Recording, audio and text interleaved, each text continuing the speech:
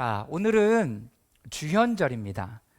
주현절을 기념해서 우리가 함께 예배를 드리는 거고요. 주현절은 어떤 절기냐 하면 예수님께서 세례 요한에게 세례를 받으시고 그리고 그러므로 말미암아 그분이 어떤 분이신지 공식적으로 세상에 드러내시는 그때가 됩니다. 그래서 이 주현절은 빛의 절기다라고 얘기해요.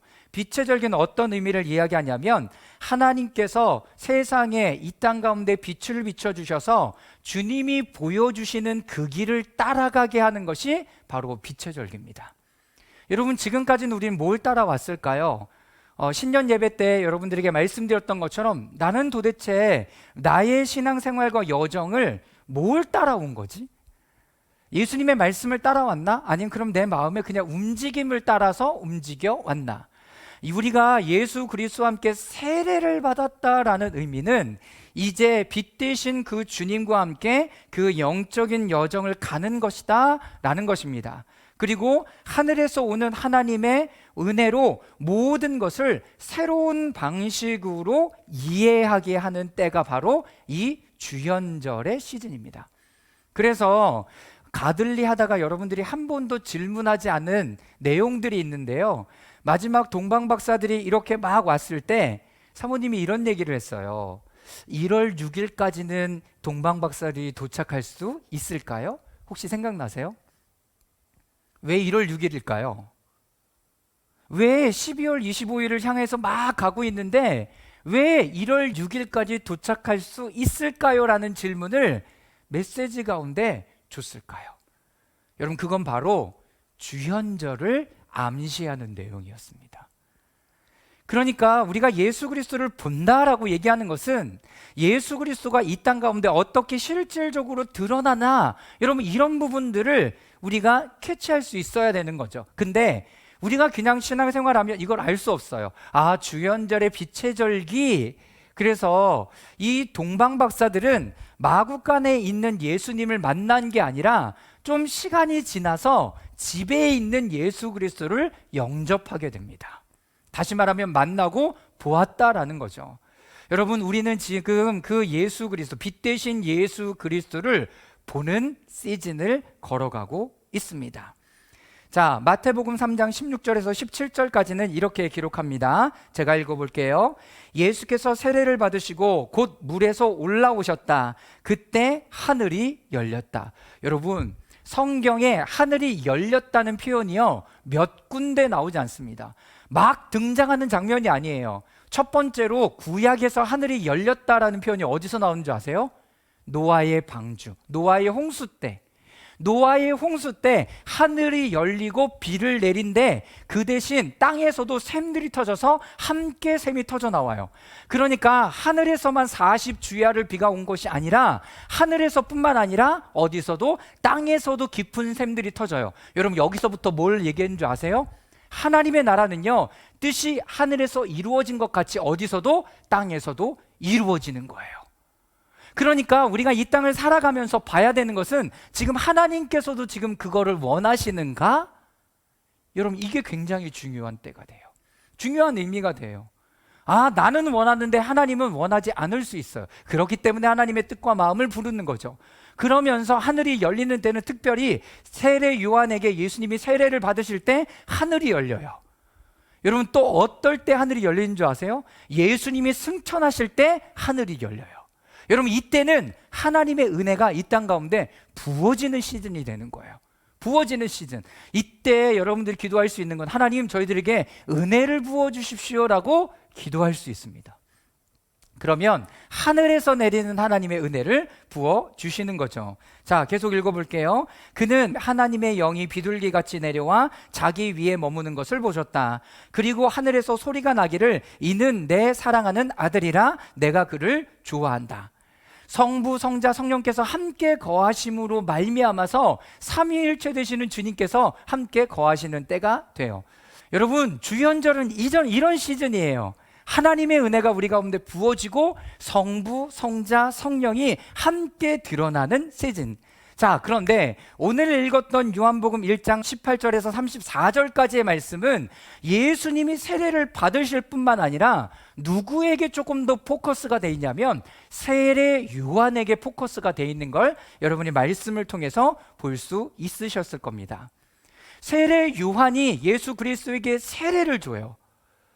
그 사건이 우리에게 어떤 의미를 주는가, 여러분 이런 부분들을 좀 살펴보기를 원하는 거죠.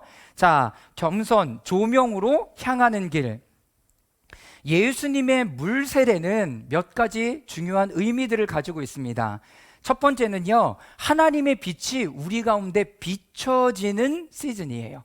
예수님이 밝히 드러나심으로 하늘이 열림으로 말미암아 하나님의 은혜와 그 창조되지 않은 빛이 우리 가운데 부어져요. 그러면서 어떻게 되는 줄 아세요? 우리 안에 어두운 부분들을 계속 드러내시는 때예요. 그리고 이것을 가지고 하나님 앞에 회개하며 나아갈 수 있도록 하시는데, 내가 원하는 방법의 회개가 아니라 하나님께서 회개하게 하시는 방법을 따라서 회개할 수 있도록 여러분 인도하시는 절기가 바로 주연절의 첫 번째 포커스입니다. 자, 그런데 두 번째는 이 회개를 함으로 말미암아 내가 어떻게 되는 줄 아세요? 정결케 되어져요. 그래서 예수님이 세례를 받을 뿐만 아니라 여러분들로 세례를 받을 때 특별히 침례교는 아예 침례탕이라는 곳에 가서 물에 잠겼다가 일어나는 세례를 받아요. 그러나 대부분의 교회는 성부와 성자와 성령 이렇게 해서 물로 세례를 주죠. 이 안에는 어떤 의미가 있냐면 정결케 됨의 의미가 있습니다. 세례는요, 내가 정결케 되는 사건이에요. 여러분들이 목욕하시죠? 여러분들이 손 씻으시죠? 발 씻으시죠? 그래서 중세 때 패스트가 굉장히 유행했을 때 어디만 사람들이 죽지 않았냐면 유대인 존에만 사람들이 죽지 않았어요. 유대인들이 모여 사는 그곳만 죽지 않았어요. 왜냐하면 그렇게 더러움이 창궐하는 그 시대에 유대인들에게는 정결례라는 것들이 있었어요. 그러니까 밖에 나갔다 들어오면 무조건 뭐 해야 돼? 손 씻어야 돼요. 손 씻어야 돼요. 그리고 발 씻어야 돼요. 그리고 어떤 때가 되면 목욕을 해야지 되는 때가 정해져 있어요. 이게 율례로 가지고 있었어요. 율법은 뭐냐면 하나님께서 우리에게 주신 10계명의 율법이고요. 그 10계명을 우리의 땅에 잘 살아갈 수 있도록 율례와 규례를 준 거예요. 율례와 규례는 문화라고도 얘기할 수 있어요. 유대인들의 문화였어. 밖에 나갔다가 들어오면 손을 씻고 발을 닦는 것이 유대인들의 문화였어요. 여러분 우리나라는 어때요? 조선시대는 어땠을까요? 그냥 막 손으로 막 집어먹는 때가 있었어요. 양반들은 아니었죠. 그러나 그들에게도 뭐가 손을 씻고 발을 씻고 목욕제계를 해야지 되는 때가 있었고, 우리나라 명절에는 어떤 때가 있어요? 단오 때 목욕을 하고 또 창포물에 머리를 감는 여러분 이런 시즌들이 있었어요. 자, 정결례는 우리를 어떻게 정결케 하는 시즌이에요. 하나님이 빛을 비춰주시고 우리를 정결케 하시고, 마지막 세 번째는 하나님께서 우리를 예수 그리스도와 연합하도록 만드시는 때예요. 여러분 그래서 여러분들이 세례 받으셨잖아요. 세례는 여러분들이 예수 그리스도와 연합한 거예요. 내가 예수 그리스도와 하나 된 거라고요. 여러분 이것이 하나님께서 세례를 통해서 우리에게 보여주시는 거예요. 자, 근데 첫 번째 포커스로 여러분들에게 드렸던 겸손함, 조명으로 향하는 길. 그러면 하나님이 이 빛을 비춰주심을 받으려면 내 마음 가운데 어떠한 마음이 있어야 하는가? 여러분 겸손한 마음이 있어야 돼요. 다 같이 따라해 볼까요? 겸손한 마음. 네, 여러분 겸손한 마음이 있어야 돼요. 그 지난 금요일 날도 우리가 함께 나누었지만 겸손은요, 예수님께서 사용하시기 이전까지 많이 사용되지 않던 단어예요. 특별히 헬라 철학자들은 이 겸손이란 단어를 굳이 좋아하지 않았어요. 그런데 예수님은 자신의 성품이 온유하고 겸손하니 내게 배우라라고 얘기하고, 이 겸손은 빌립보서 2장에는 나보다 남을 어떻게 낮게 여기는 것, 더 좋게 보는 것, 이런 마음이 바로 겸손의 마음인 거예요. 목사님, 그런데 예수님이 세례를 받는 이 자리와 겸손이 무슨 상관이 있죠? 주님은 우리에게 물어보세요. 내가 하나님께서 내 마음에 들어와서 너의 마음에 들어가서 내가 너를 통치하고 다스리기를 원하니?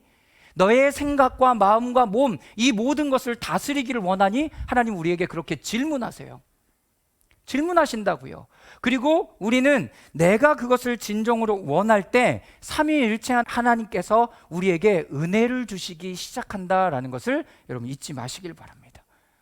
내가 하나님의 통치와 다스림 가운데 거하기를 원하는 마음이 있어야 돼요. 그냥 교회 다니고 그냥 신앙생활하고 그냥 만나고 이게 아니라, 여러분 이거는 신앙생활이 아니에요. 더 구체적으로는 하나님과 교제하고 주님과 동행하며 함께 걸어가는 것이 신앙의 여정이었던 거죠. 여러분, 그래서 예수님은 세례 요한과 함께 이 겸손의 모습을 우리에게 보여주시고 있습니다. 지난 금요일의 설교도 주연절의 메시지와 같이 물세례와 정결례와 그리고 빚대심과 그리고 연합에 대해서 이야기를 했어요. 그런데 오늘의 포커스는 어디냐면 겸손이에요. 세례 요한과 예수 그리스도는 어떻게 우리에게 그 겸손을 보여주죠? 자, 첫 번째 요한복음 3장 30절 말씀 다 같이 한번 읽어보도록 하겠습니다. 시작. 네, 그는 흥하여야겠고 나는 쇠하여야 한다. 이게 누구 얘기예요? 세례 요한이 하는 얘기예요. 예수 그리스도는 흥해야 된대요. 근데 나는 어떻게? 나는 점점 쇠해 가야 되는 사람입니다. 여러분, 여러분들이 그렇고요, 제가 그래요. 내가 예수 그리스도와 하나 되었다면, 내가 예수 그리스도의 뜻과 마음을 따라간다면 나는 점점 쇠해져야 되고요, 예수 그리스도는 내 안에서 흥해져야 돼요. 다시 말하면 내 안에서 더 일하시고 더 역사해 주셔야 되고요, 내 뜻과 마음은 점점 하나님의 뜻과 연합해서 그분의 마음을 따라가도록 해야 되는 거예요. 예수님의 조명, 그리고 빛으로 깨달음, 그리고 계시로 우리에게 오시지만 거기에는 항상 조건이 있는 거 아세요? 우리가 바로 세례 요한과 같은 자리, 그리고 예수 그리스도와 같은 자리에 두는 거예요. 그럼 예수님의 자리, 세례 요한의 자리는 어딜까요? 누가복음 3장 21절 말씀 우리 다 같이 한번 읽어보도록 하겠습니다. 시작. 백성이 모두 세례를 받았다. 예수께서는 세례를 받으시고 기도하시는데 하늘이 열리고 백성이 모두 세례를 받은 뒤. 네, 거기까지 읽으시면 되겠습니다. 백성이 모두 세례를 받았다. 예수께서도 세례를 받으시고 기도하시는데 하늘이 열리고. 여러분, 가로친 부분들은 제가 너무 궁금했어요. 뭐가 궁금했냐면 세례 요한이 세례를 막 주고 있는데 예수님은 많은 사람들 중에 어디에 서 있었을까? 여러분, 그것을요, 제가 이 문구를 영어 성경이랑 이렇게 해갖고 챗 GPT한테 물어봤어요. 예수님이 여기 가운데 어디 서 있니? 그랬더니 헬라어와 영어를 막 이렇게 분석하더니 예수님은 맨 뒤에 계셨네요, 이러는 거야.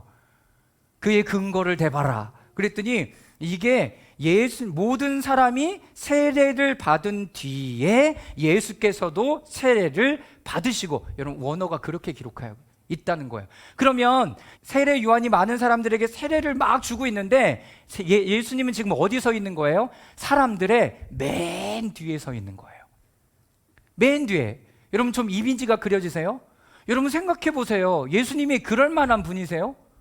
예수님이 그럴 만한 분이시냐고요.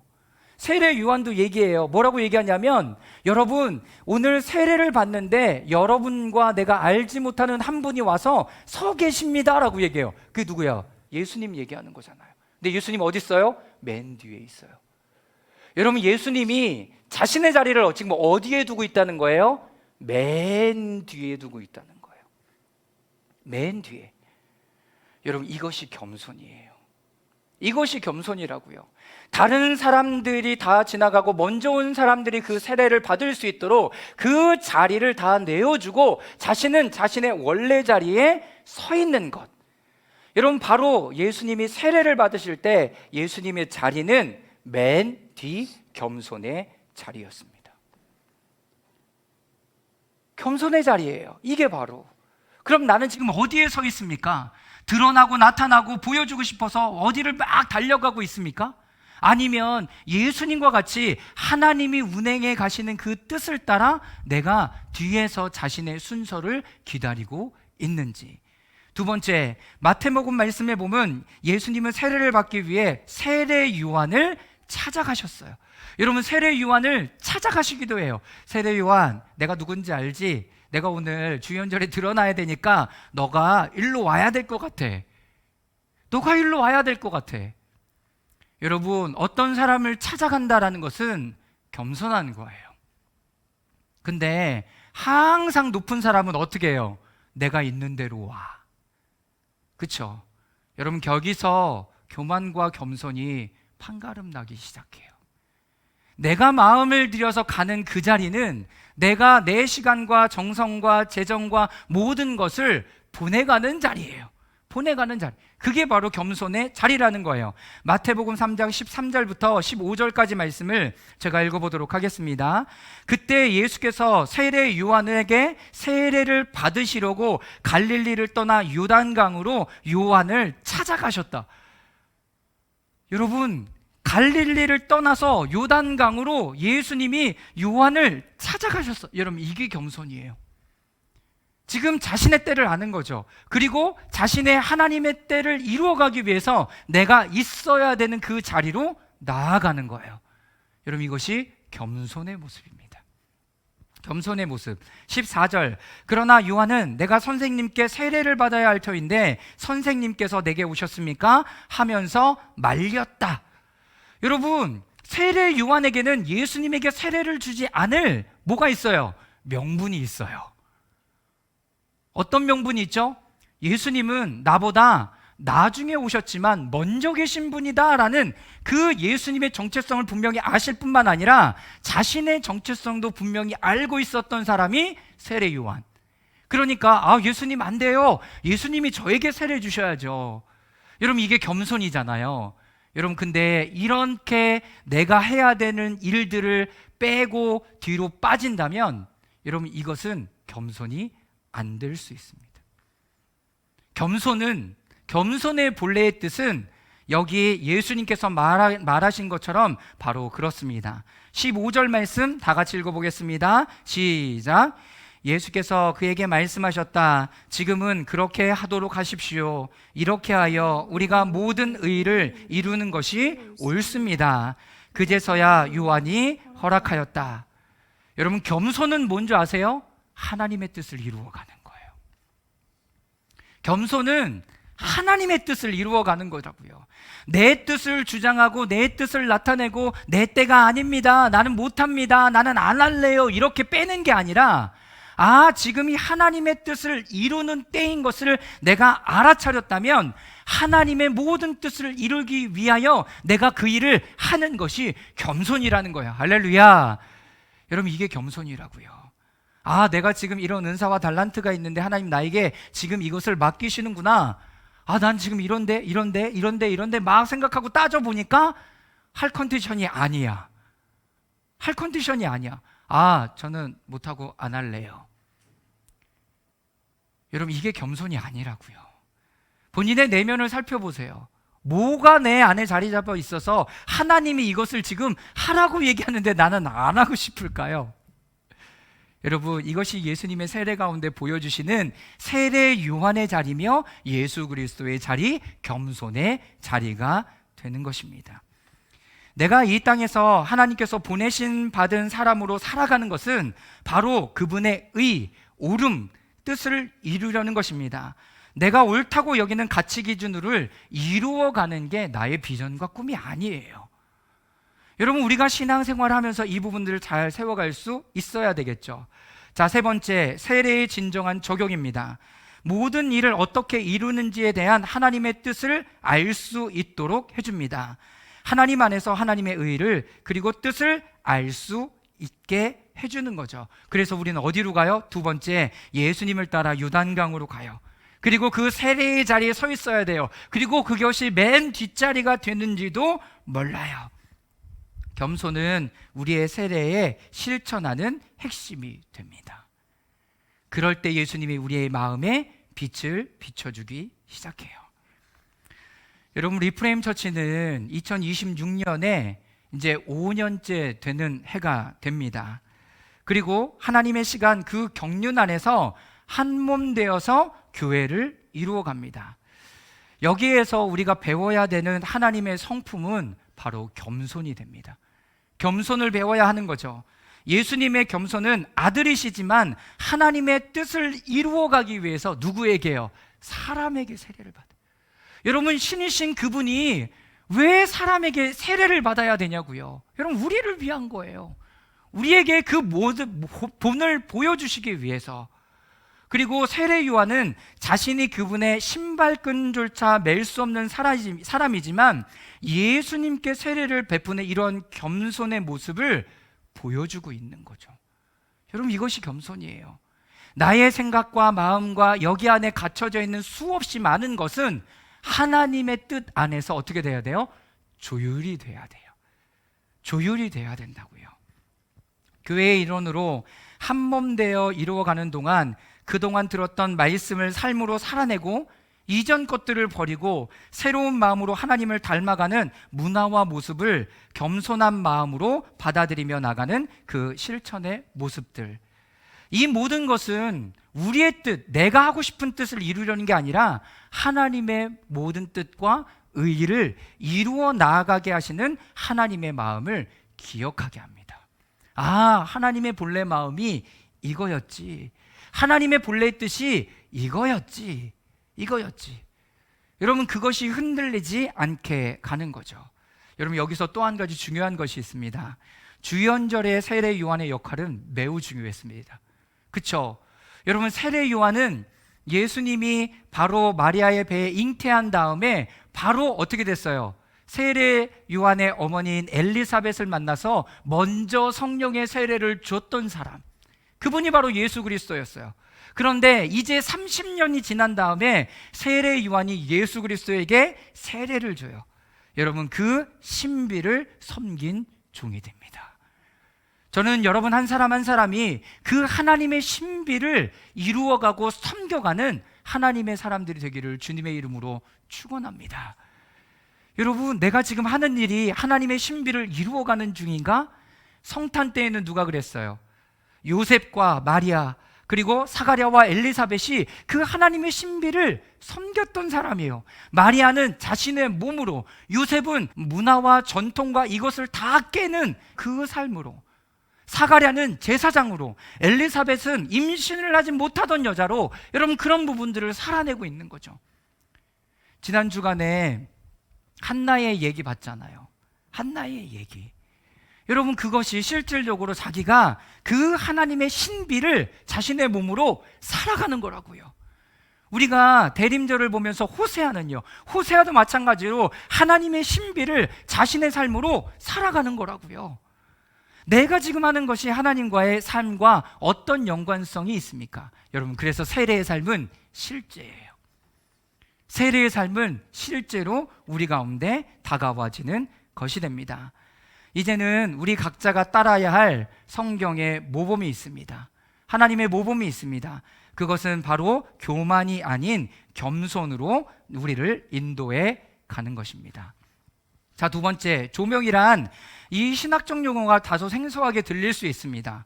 그런데 이 조명의 빛은 우리 가운데 오셔서 하나님의 형상을 더욱더 닮아갈 수 있도록 해 주시는 겁니다. 그래서 이것을 실제로 살아가는 거죠. 자, 첫 번째, 하늘에서 오는 지혜에 대해서 이때 우리에게 부어주십니다. 야고보서 3장 13절에서 17절인데요, 저와 여러분들이 한 절씩 교독하며 읽도록 하겠습니다. 먼저 13절입니다. 여러분 가운데 지혜 있고 이해력이 있는 사람이 누구입니까?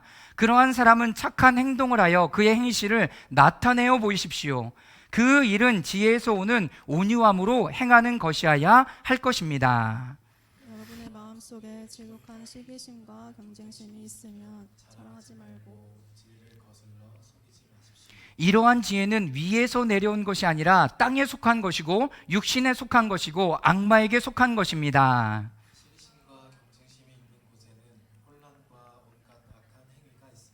그러나 위에서 오는 지혜는 순결하고 다음으로 평화스럽고 친절하고 온유하고 자비와 선한 열매가 풍성하고 편견과 위선이 없습니다.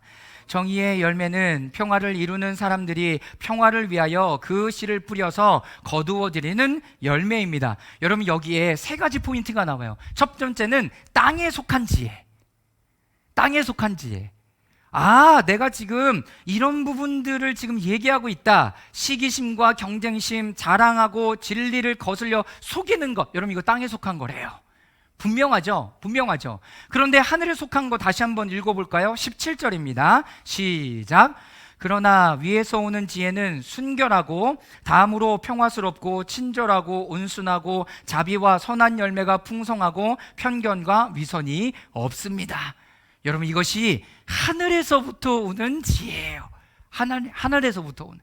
사랑하는 여러분, 이 지혜를 여러분 가지시길 바랍니다. 지금 이 주현절 때 하늘이 열린 그 안으로 우리에게 이런 지혜들을 부어주시기 시작하는 거예요. 여러분, 순결함을 가지십시오. 순결함을 가지십시오. 두 번째, 평화. 하나님이 주시는 평화. 그리고 친절하십시오. 온순하고 자비와 선한 열매가 풍성하고 편견과 위선을 여러분 갖지 마십시오. 하나님께서 위에서 부어주시는 지혜가 바로 이런 거예요. 자, 그런데 여기 또 재밌는 게 있어요. 18절, 정의의 열매는. 정의롭다 하는 것은 어떤 거라고 얘기하냐면 평화를 이루는 사람들이 그 평화를 위해서 어떻게 해요? 그 씨를 뿌려야 돼요.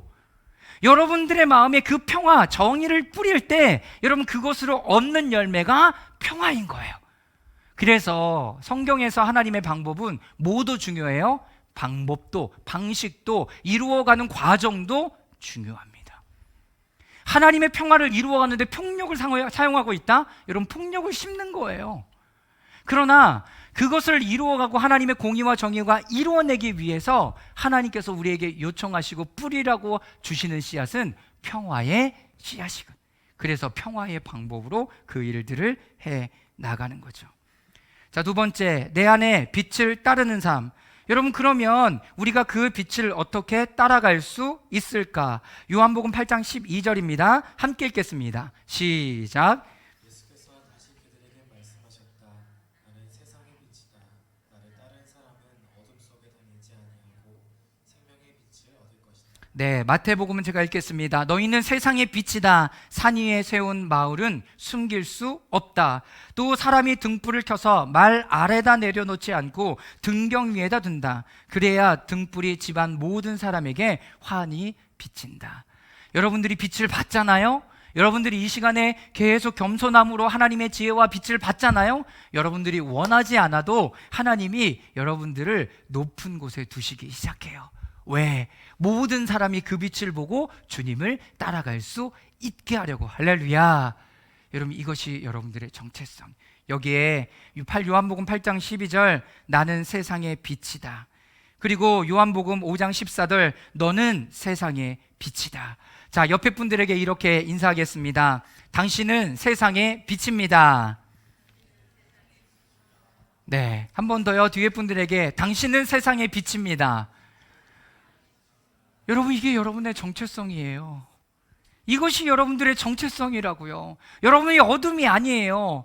여러분 빛이라고요. 그러니까 하나님이 더 빛을 비춰서 하나님 앞에 더 빛된 삶으로 나아갈 수 있도록 우리를 인도해 가신다고요. 할렐루야. 여러분, 얼마나 신나요? 내 안에 빛이 비추어지면 비출수록 하나님께서 그 일들을 더 이루어 나가시는 것. 세 번째, 내 삶이 더욱 그렇게 빛나게 그 빛을 따라가려면, 첫 번째는요, 각자의 삶을 그리스도와 연합시켜서 그분의 삶에 잠기고 깊이 젖어들여야 됩니다. 다시 말하면 예수 그리스도와 연합해 더 친밀해져야 돼요. 더 가까워져야 돼요. 더 이렇게 하나 되는 시간들을 가져야 됩니다. 그것이 로마서 6장 5절에 있는 거죠. 여러분들이 읽어주십시오. 우리가 시작. 우리가 그의 죽으심과 같은 죽음을 죽어서 그와 연합하는 사람이 되었으니 우리는 부활에 있어서도 또한 그와 연합하는 사람이 될 것입니다. 네, 죽음과도 연합하십시오. 내 옛사람이 죽어야 돼요. 그리고 내가 예수 그리스도의 부활과 함께 살아나는 것. 여러분, 이것이 더 깊이 하나님과 하나 되는 거예요. 내가 계속 살아있으면서 하나 된다. 여러분, 안 돼요. 안 돼요. 내가 죽어져야 돼요. 내가 옛사람이 죽어야, 옛 성품이 죽어야, 옛 방식들이 죽어야 돼요. 그래야 하나님이 더욱더 내 안에 드러나고 나타내 주시길 시작하십니다. 두 번째, 그 안에서 그리스도의 겸손을 배우고 이전의 삶의 방식을 버리고 잊어야 한다. 빌립보서 3장 8절입니다. 또 읽어주십시오. 뿐만 아니라 내 주 예수 그리스도를 아는 지식이 가장 고귀하므로 나는 그 밖의 모든 것을 해로 여깁니다. 나는 그리스도 때문에 모든 것을 잃었고 그 모든 것을 오물로 여깁니다. 나는 그리스도를 얻고 네, 나는 그리스도를 아는 것이 가장 고귀하고 소중합니다. 그리스도를 아는 것이 나에게 가장 소중합니다. 여러분, 이것이 우리의 고백으로 나아가는 거죠. 자, 세 번째, 지속적으로 우리의 삶의 부르심, 영적 성숙, 성장의 단계, 은혜의 수준에 따라 영적 실천을 해 나가는 시간이 필요합니다. 에베소서 4장 2절입니다. 또 함께 읽겠습니다. 시작. 겸손함과 온유함으로 깍듯이 대하십시오. 오래 참음으로 사랑으로 서로 용납하십시오. 네, 오늘 여기에도 겸손함과 온유함으로 깍듯이 대해주라라고 얘기합니다. 내가 드러나고 내가 다 알아야 되고 내가 다 이거를 해야 된다라는 이런 그 나중심의 어떤 것으로서 벗어나서 겸손함으로 나아가는 거죠. 마지막은 예수님을 위한 지속적인 희생제물이 되는 겁니다. 여러분, 희생제물이 뭐예요? 제물이 무대 위에 올려 있으면서, 제단 위에 올려져 있으면서 하나님 앞에 드리려고 그러는데, 아니에요 하나님, 전 지금 아닌 것 같아요. 벌떡 일어나서 나가요. 벌떡 일어나서 제물들이 나가봐요. 제사가 드려지지 않아요. 내가 죽어야 돼요. 그래서 내가 죽어야 돼요. 네, 로마서 12장 1절과 2절이죠. 너희 몸을 거룩한 하나님의 기뻐하실 산제물로 드리십시오. 이것이 여러분들이 드릴 합당한 예배입니다. 리즈너블한, 당연한 예배가 내가 죽는 게 당연한 거다라고 사도 바울은 이야기를 합니다. 여러분, 조명의 빛이 비춰주시면 우리에게 하나님의 지혜가 부어집니다. 그리고 그 빛을 따라갈 수 있도록 하나님이 우리를 인도해 주십니다. 마지막 세 번째, 예수님의 세례의 마지막 장면이 뭔지 아세요? 이렇게 예수님이 드러나고 나타나고 막 성령으로 충만하고 하늘이 열리고 하나님의 지혜가 딱 내려가고, 야, 다 됐어, 이제 출동 하면 되는 거 아니에요? 여러분, 그런데 예수님이 어디로 가는 줄 아세요? 성령님의 이끌림을 받아서 광야로 들어갑니다. 자, 마가복음 1장 12절 말씀 다 같이 읽겠습니다. 시작. 그리고 곧 성령이 예수를 광야로 내보내셨다. 다 된 것 같죠? 여러분, 그런데 이 예수님이 드러나는 이 때가 지나니까 성령의 충만함과 예수님이 하나님이 함께 하시는 이 삼위일체를 경험하고 사람들이 이제 드디어, 와, 저분이 예수님이구나, 저분이 물로 세례를 준 게 아니라 성령으로 세례를 주시는구나, 아, 예수님이 고쳐주시겠구나, 하나님의 나라가 임하겠구나, 이런 기대와 사명과 마음을 가지고 있을 때 성령님은 예수님을 어디로 이끌으세요? 광야로 이끌어내세요. 광야로 이끌어 간다고요. 여러분, 사단이 막 예수님을 시험하고 고통받고 어렵게 하려고 광야로 질질질질 끌고 간 게 아니에요. 성령님의 이끄심을 받아서, 인도하심을 받아서 광야로 나아가세요. 여러분, 우리의 삶에는 광야가 필요해요. 광야가 필요하다고요. 주변에 아무것도 없고요, 하나님만 바라볼 수 없는 그 광야가 내 삶에 물리적으로 필요하다고요. 누가복음 4장 1절입니다. 또 함께 읽겠습니다. 시작. 예수께서 성령으로 가득하여 요단강에서 돌아오셨다. 그리고 그는 성령에 이끌려 광야로 가셔서. 여러분, 주현절의 예수 그리스도의 세례 안에는 성령님이 충만하게 임하는 하나님의 놀라운 역사가 부어졌습니다. 성령의 충만한 삶, 여러분, 성령의 충만한 삶이 뭐였어요? 성령님의 이끌림을 받아 어디로 가요? 광야로 가요. 여러분, 땅이 중요한 게 아니라 성령님이 어디로 나를 인도하느냐가 더 중요한 거예요. 내가 지금 성령님과 동행하고 있나? 내가 지금 성령님의 음성을 따라서 움직여가고 있나? 성령님이 내 안에 뭐라고 말씀하시나? 여러분, 그래서 계속 물어보는 거예요. 여러분들 마음에 뭐라고 말씀하시는 것 같으세요? 하나님은 오늘 말씀을 통해서 나에게 어떤 마음을 주시는 것 같으세요? 확인할 수 없으니까, 확신할 수 없으니까 그렇게 질문하는 거예요. 그런데 그렇게 하다 보면 하나님의 뜻이 명확해진다고요. 명확해진다고요. 누가복음 4장 14절에서 15절까지입니다. 또 함께 읽겠습니다. 시작. 예수께서 성령의 능력을 입고 갈릴리로 돌아오셨다. 예수의 소문이 사망 온 지역에 두루 퍼졌다. 그는 유대 사람의 여러 회당에서 가르치셨으며 모든 사람에게서 영광을 받으셨다. 이 광야 시간이 끝난 다음에 예수님은 또 어떻게 돼요? 성령으로 충만해져서 유대로 돌아오세요. 시작도 성령, 광야의 시간도 성령, 그 광야의 시간이 끝날 때도 성령. 여러분, 그거의 모든 교집합은 뭐예요? 성령님과 함께 동행했다라는 거예요. 이 예수님의 주연절의 세례는 드러내고 나타나고 하나님의 지혜로 그분의 삶을 따라가게 하시는 삶은 그 교집합에 성령님이 함께 계셨다고요. 사랑하는 여러분, 여러분들의 삶에도 성령님이 함께 하시기를 주님의 이름으로 축원합니다. 나를 정결케 씻길 뿐만 아니라 하늘에 오는 지혜로 주시고, 그리고 성령의 충만함으로 살아가셔서 이제는 나의 삶이 아니라 예수 그리스도의 삶을 닮아갈 수 있도록 여러분들에게 하나님의 지혜로 함께 하시기를 기도하겠습니다.